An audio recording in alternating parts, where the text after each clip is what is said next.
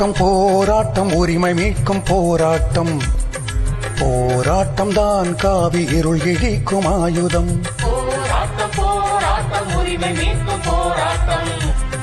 போராட்டம் தான் காவி இருள் இழிக்கும் ஆயுதம். 20 கோடி மக்கள் முஸ்லிம்கள் நாம் இருந்தும் பல தலைமுறையாய் நாம் இம்மண்ணில் வாழ்ந்து வந்தும் விலகவில்லை நம் மீது விதைத்து விட்ட சந்தேகம். அவதூறுகளுக்கு அஞ்சாதே, வரலாறு என்றும் நம் பக்கம். போராட்டம் போராட்டம் உரிமை மீட்கும் போராட்டம்.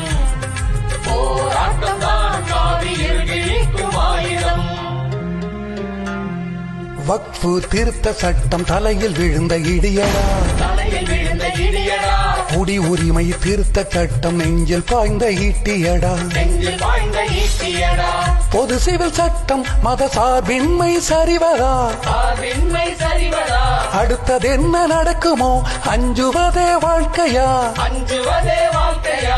சிதறி கிடப்பதுதான் நம் இனத்தின் பலவீனம். ஒற்றுமையாய் சேர்ந்து நிற்போம், ஒரு கோடி யானை பலம்.